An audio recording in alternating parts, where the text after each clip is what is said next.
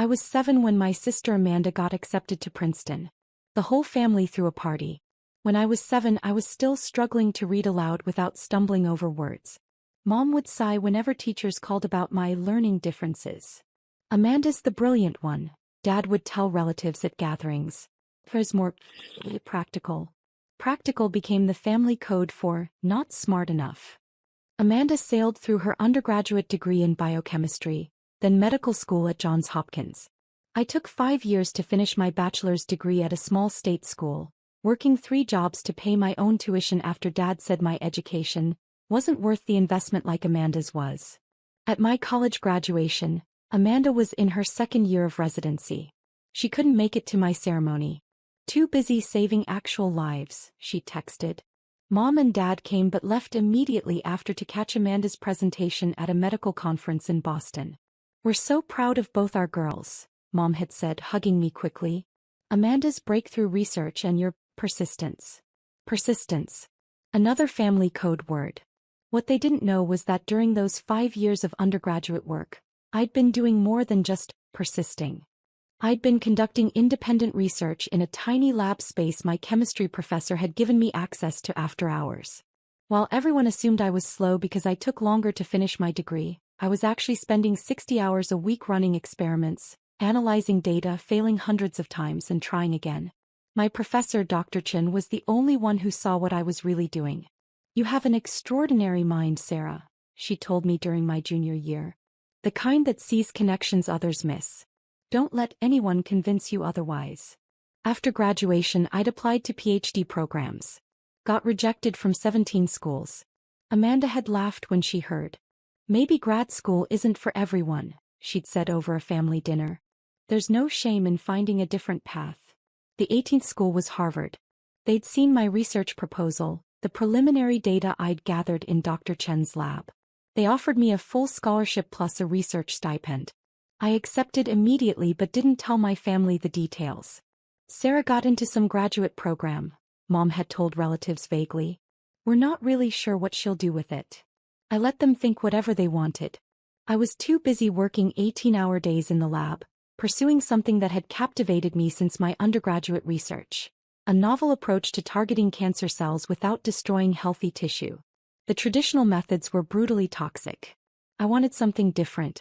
Something precise. My family rarely asked about my work. When they did, I kept answers brief. Still in the lab. Still researching. They'd nod politely and change the subject to Amanda's latest achievement, her promotion to attending physician, her publication in the New England Journal of Medicine. 5 years into my PhD program, I had my first major breakthrough.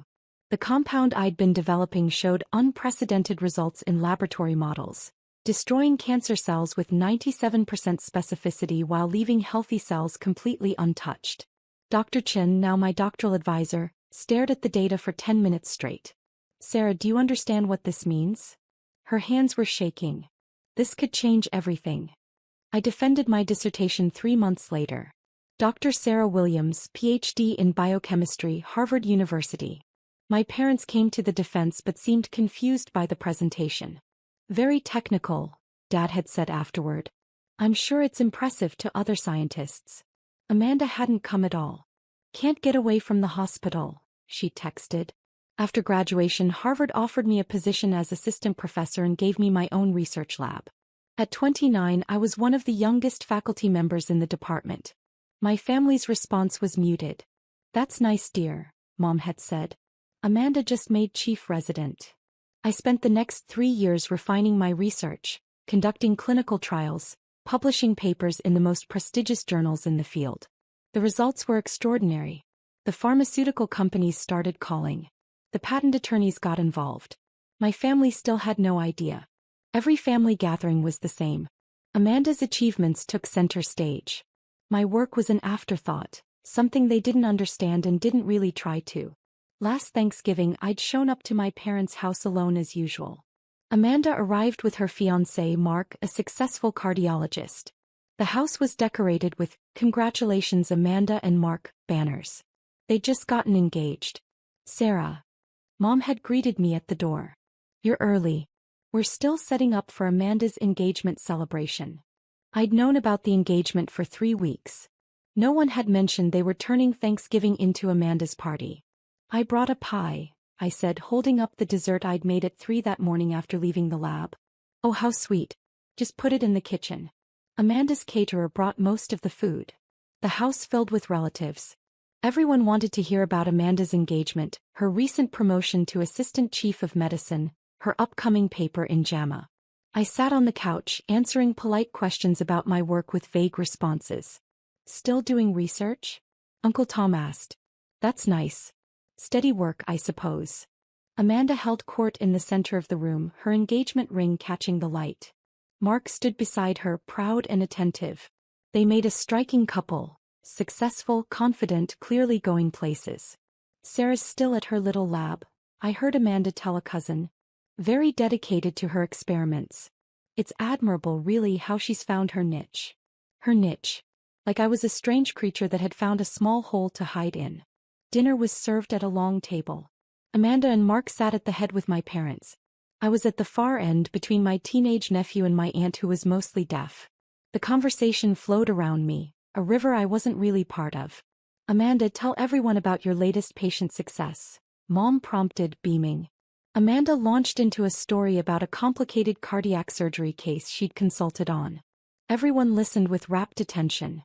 When she finished, applause broke out. Incredible, Dad said, his voice thick with pride. Our daughter saving lives. I took another bite of turkey. In my pocket my phone buzzed. I ignored it. It was probably the lab. Something always needed attention. Sarah, are you still doing those experiments? Aunt Carol asked loudly from across the table. The ones with the mice? Cellular research, I corrected gently. Not mice. Cell cultures mostly. That's nice, dear. Do you get to use microscopes? Amanda laughed. Sarah's been staring through microscopes for years, Aunt Carol. It's very detail-oriented work. Requires a lot of patience. She smiled at me, a smile that didn't quite reach her eyes. Sarah's always been patient. Persistent. There was that word again. Must be very different from real medicine, Mark commented. Amanda tells me you're still working on your theories? Not theories, I said quietly. Evidence-based research. Right. Of course. He took a sip of wine. Still must be nice to work in a lab. Less pressure than clinical medicine. No life or death decisions. My phone buzzed again. And again. I excused myself from the table and checked it in the hallway. 7 missed calls from Dr. Chin. 12 from the Harvard Dean's office. 3 from numbers I didn't recognize. I stepped into the bathroom and called Dr. Chin back. Sarah. Thank God. Where are you? Her voice was breathless with excitement. My parents' house. Thanksgiving dinner. What's wrong? Wrong? Nothing's wrong. Everything's right. The patent office called. Sarah, they approved it. All of it. The compound, the delivery mechanism, the entire treatment protocol. And the pharmaceutical companies, there's a bidding war. The lowest offer so far is $3.2 billion. I sat down on the edge of the bathtub. $3.2 billion? And that's just the starting point. The FDA fast-tracked the clinical trials based on your phase 2 results. Sarah, they're calling it the biggest breakthrough in cancer treatment in 50 years. The Harvard Medical School dean wants to speak with you immediately. The Nobel Committee's office has been trying to reach you. CNN, the New York Times, they're all calling the university. Where are you? We need you back here. I'm at Thanksgiving dinner. Sarah, you need to get back to Cambridge. There's a press conference scheduled for Monday morning. This is happening. Your treatment is going to save millions of lives. I looked at myself in the bathroom mirror. Same person I'd always been. Same face my family had always dismissed as the less impressive daughter. I'll be there Sunday night, I said. Let me finish dinner with my family first. Your family must be so proud, Dr. Chin said. This is extraordinary. I hung up and returned to the table. Amanda was now telling a story about a difficult patient, demonstrating her brilliant bedside manner. Everyone laughed at the appropriate moments. I sat back down. My nephew looked at me curiously. You okay? You look weird. I'm fine, I said. The conversation continued around me. Amanda's achievements, Mark's successes, their wedding plans. I finished my turkey and sweet potatoes. My phone kept buzzing in my pocket. I ignored it. After dinner we moved to the living room for dessert. Amanda's engagement cake took pride of place, a towering confection decorated with sugar flowers. My pie sat to the side mostly untouched. Sarah, you've been awfully quiet, Mom said as she served cake. Everything okay with your research? It's fine, I said. Still playing with test tubes? Uncle Tom chuckled. When are you going to do something real with that fancy degree? Amanda cut in before I could respond. Sarah's very committed to her work. It's just different from clinical practice. More theoretical. She turned to me with that same not quite kind smile. Are you still trying to solve cancer? That's been your pet project for years, right? I work in oncological research, yes. So ambitious, she said and somehow made it sound like a criticism. Stop pretending to be a scientist, Sarah. We all know basic research is where people go when they can't handle real medicine. The room got quiet. A few uncomfortable laughs. Mom jumped in quickly. Now, Amanda. No, I'm serious, Amanda continued, warming to her topic. Her success had made her bold, confident in her superiority. Sarah's been in that lab for 8 years now? And what's come of it? A few published papers no one reads? Meanwhile, I'm actually saving lives every day in the hospital. She looked around the room, gathering support. I'm just saying what everyone's thinking. Maybe it's time Sarah considered a different path. Maybe try vocational school instead. Nothing wrong with being a lab technician. Very respectable work. Mark nodded supportively. Amanda has a point. Academic research is fine for some people, but clinical medicine is where you actually make a difference. Dad shifted uncomfortably. Well, Sarah's always been more suited to the background work. Not everyone can handle the pressure of patient care like Amanda. Exactly, Amanda said. Sarah's found her level. There's no shame in that.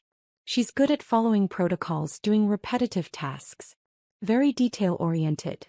She said it like she was complimenting a particularly well-trained assistant. I smiled politely and said nothing. My phone was vibrating continuously now.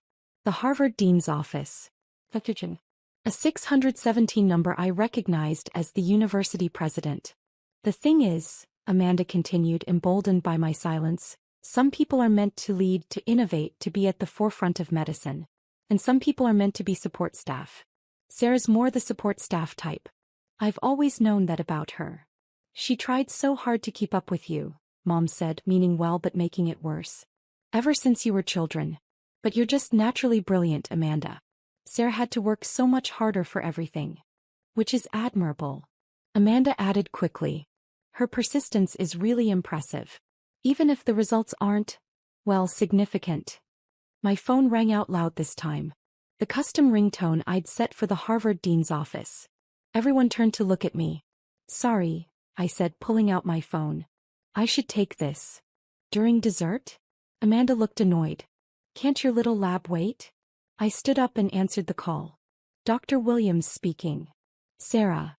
Dean Richardson's voice boomed through the speaker, loud enough that several people at the table could hear. We've been trying to reach you all afternoon. Where are you? Family Thanksgiving dinner, Dean Richardson. Well, get back here immediately. The entire medical community is trying to reach you. Do you have any idea what's happened? Your patent was approved and the bidding has reached $4.1 billion. Pfizer just entered the race. The FDA is calling your treatment the most significant advancement in oncology since chemotherapy was developed. We need you for interviews. 60 Minutes wants you tomorrow. The Nobel Committee's office has called 3 times.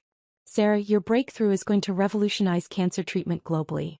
We're talking about saving tens of millions of lives. The Harvard Medical School is hosting a press conference Monday, and the president wants you to speak at the White House next month. The room had gone completely silent. Everyone was staring at me. I understand, Dean Richardson.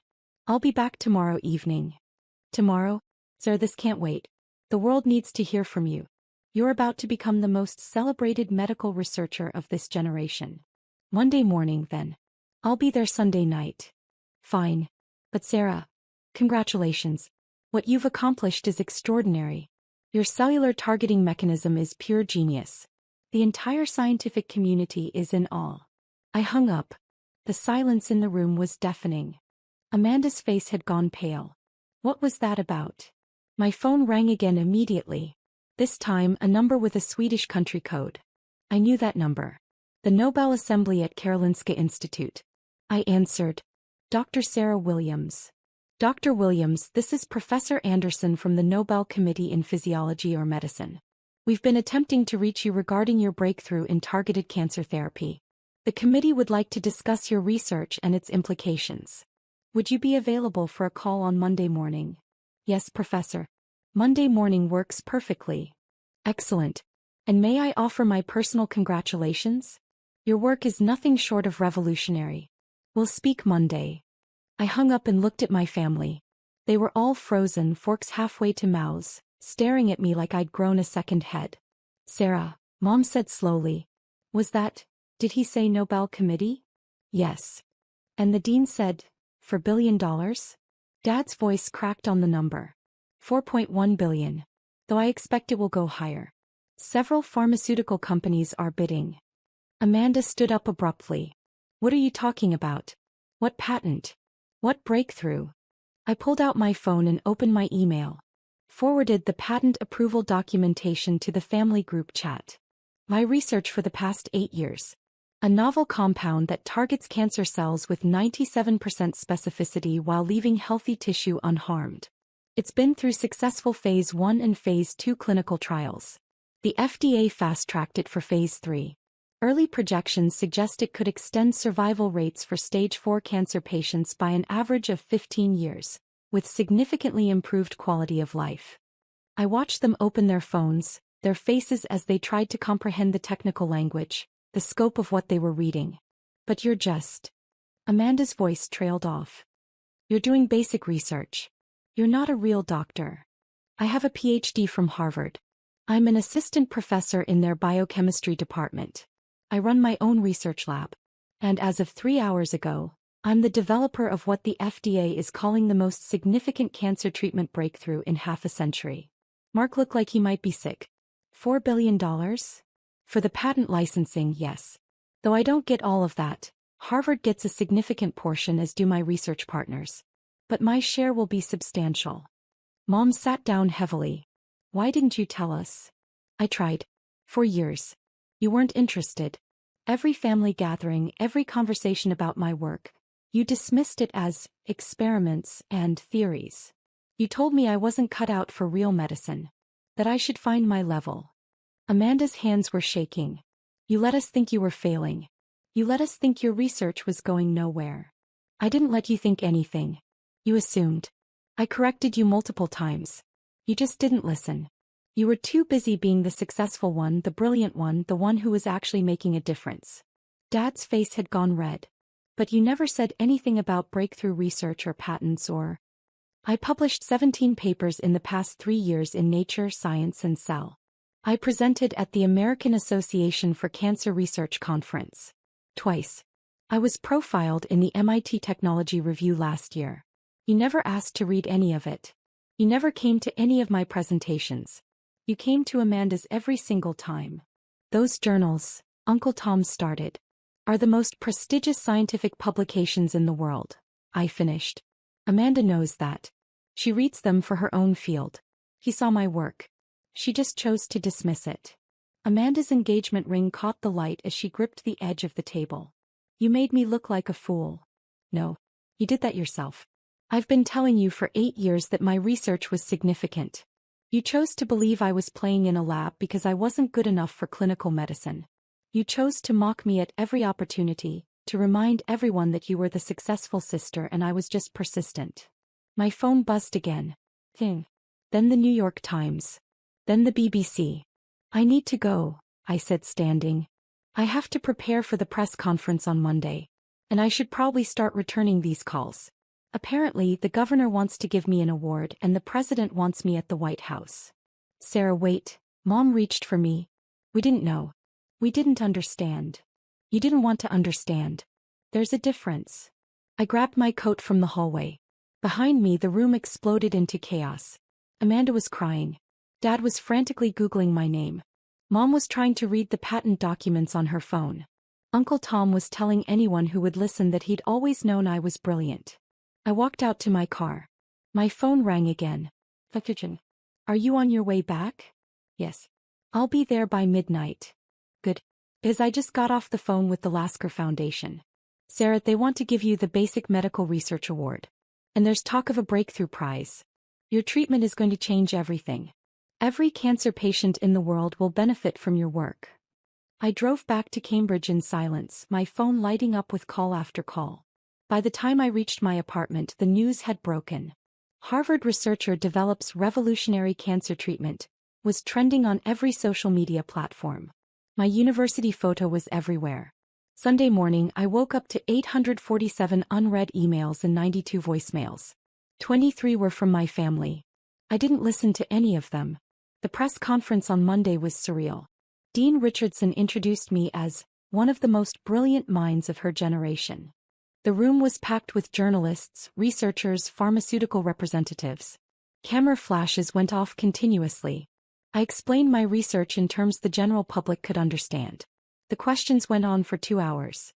When I mentioned the projected survival rate improvements, several people in the audience started crying. After the press conference, Dr. Chen pulled me aside. The final bid came in. $5.7 billion from a consortium of pharmaceutical companies. They want to fast-track production immediately. Sarah, your treatment could be available to patients within 18 months. That's faster than I expected. The FDA is making it a priority. Your phase 2 results were too compelling to ignore. This isn't just a breakthrough, Sarah. This is a revolution. My phone rang. My mother. I let it go to voicemail. Tuesday morning, I was on the cover of Time magazine.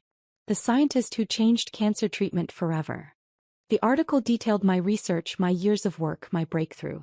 It mentioned, almost as an afterthought, that I had a sister who was a physician. Amanda called 17 times that day. I didn't answer. Wednesday, I received a formal invitation from the White House. The president wanted to present me with the National Medal of Science. The ceremony would be in 2 months. Thursday, my mother showed up at my lab unannounced. Security called me down to the lobby. Sarah, please. We need to talk. I'm very busy, Mom. I have interviews with the BBC and The Economist this afternoon. I know we made mistakes. I know we didn't appreciate what you were doing. But you're still our daughter. We're still your family. Am I?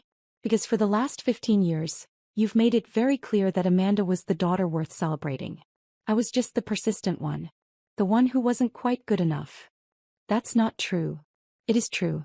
You said it yourself over and over again. You just didn't expect me to succeed despite your dismissal. You thought I'd accept my place as the lesser daughter and be grateful for whatever scraps of attention you offered. He was crying now. Please don't shut us out. Amanda's devastated. She didn't understand. None of us did. Because you didn't try to understand. I gave you every opportunity.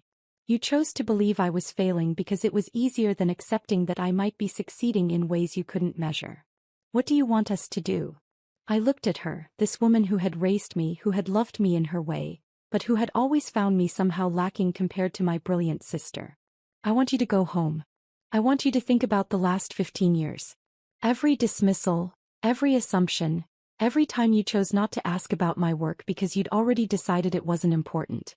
And then I want you to ask yourself why it took a $4 billion patent and a call from the Nobel Committee for you to see me as someone worth your attention. Sarah. I need to get back to my lab.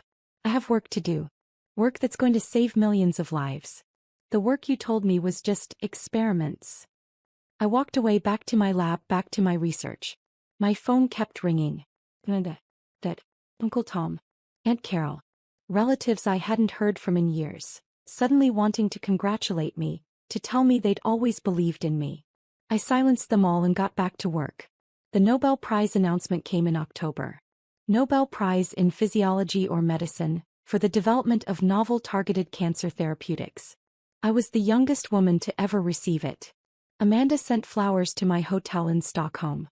The card read, "I'm sorry. I'm so proud of you." I left the flowers in the room when I checked out. At the Nobel banquet, I sat next to a physicist who'd won for his work on quantum computing. "Your family must be incredibly proud," he said. "I suppose they are now," I said. Though they weren't particularly interested until it came with a $1 billion price tag and international recognition. He laughed. The curse of the scientist. No one understands what we do until it changes the world. Or until it makes the news. My first patient to receive the treatment was a 6-year-old girl with stage 4 neuroblastoma. Her prognosis had been 6 months. 3 months after starting my treatment protocol, her tumors had shrunk by 83%. The oncologists were calling it miraculous. I sat with her mother in the hospital hallway after reviewing the latest scans.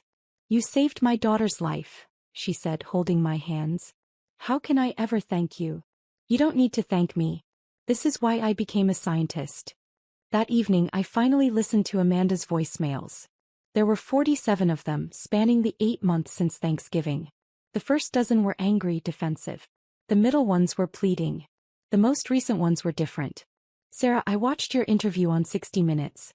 The part where you talked about watching cancer take our grandmother when we were kids, and deciding then that you'd find a way to fight it.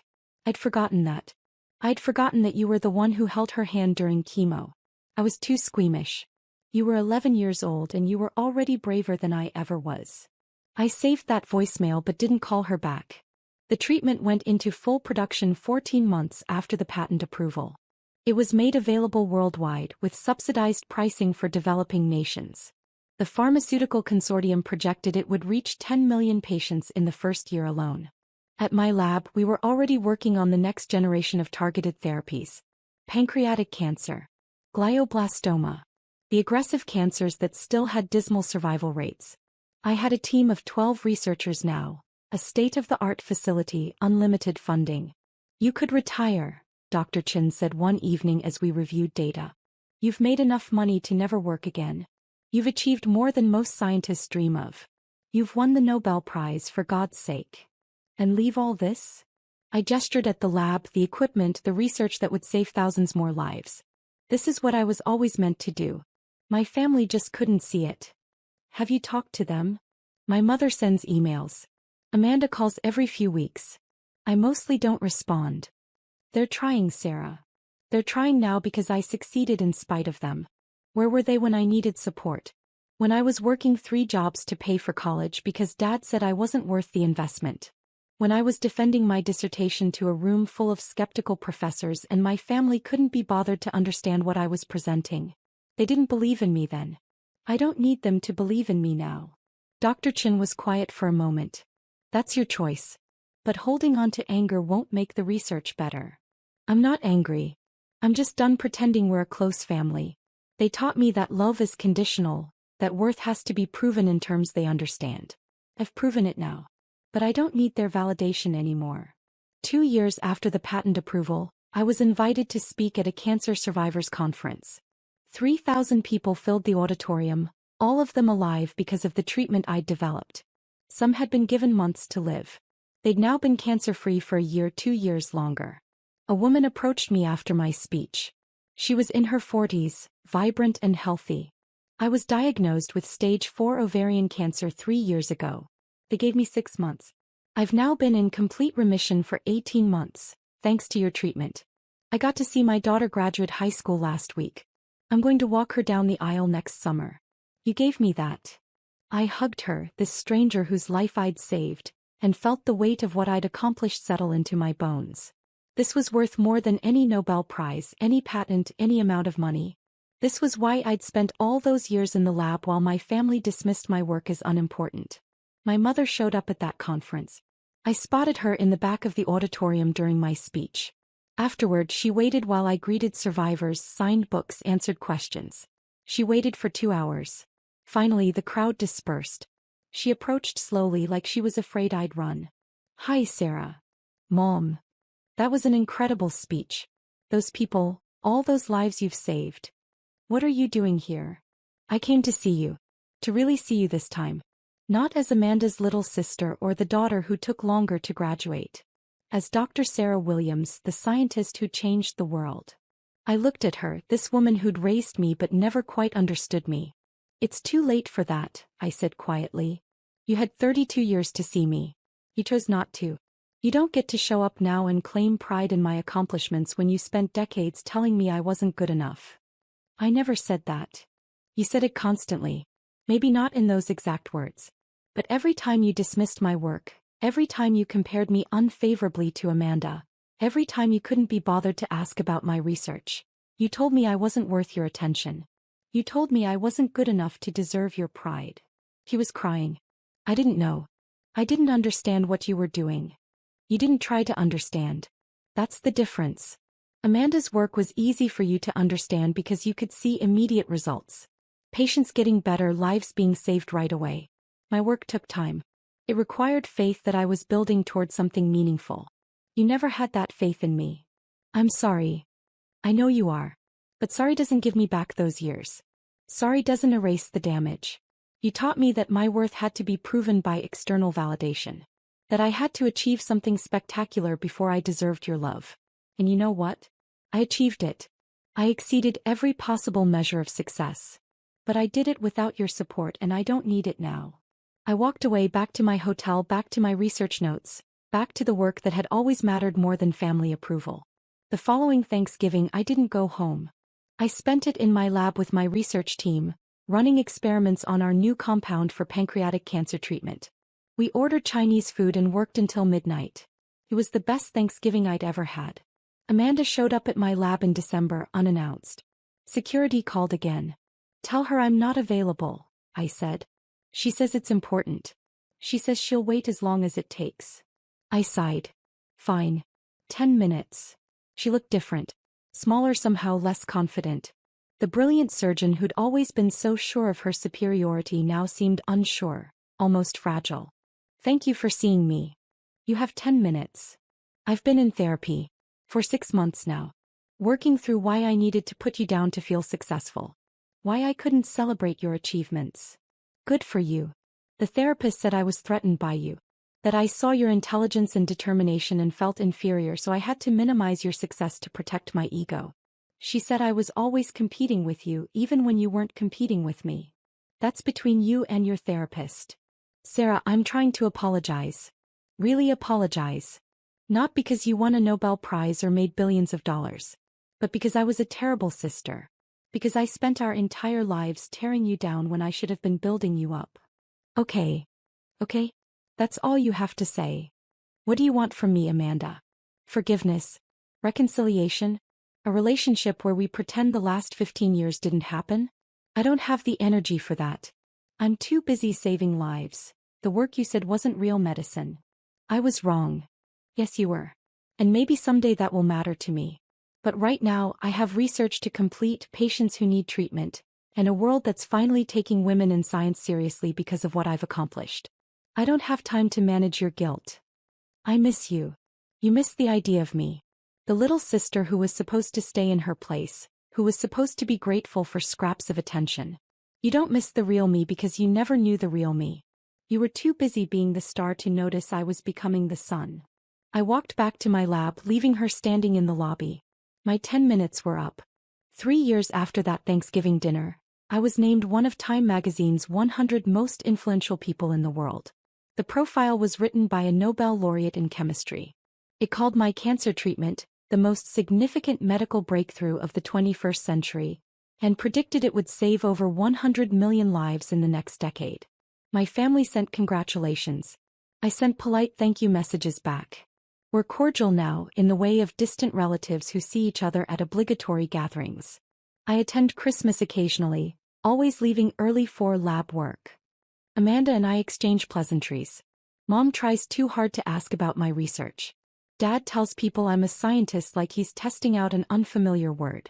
They want forgiveness. They want reconciliation. They want me to say it's okay, that I understand that family is what matters. But I learned something important in those years they dismissed me. Family is not just biology. Family is the people who believe in you when you're nobody, not just when you're on the cover of Time magazine. Family is Dr. Chin, who saw my potential when I was a struggling undergraduate. Family is my research team who work 18-hour days because they believe in our mission. Family is the thousands of cancer survivors who send me thank you cards, who name their children after me, who got to live because I never gave up. My biological family taught me that success measured in their terms was the only success that mattered. They taught me that external validation was more important than internal worth. They taught me that love is conditional, that pride must be earned by achievements they could understand and brag about. They were wrong about all of it. I'm Dr. Sarah Williams. I have a PhD from Harvard. I run one of the most prestigious research labs in the world. I've won the Nobel Prize. I've saved millions of lives and will save millions more. And I did it all without needing my family to understand, to believe, or to be proud. Their pride means nothing to me now. My work speaks for itself.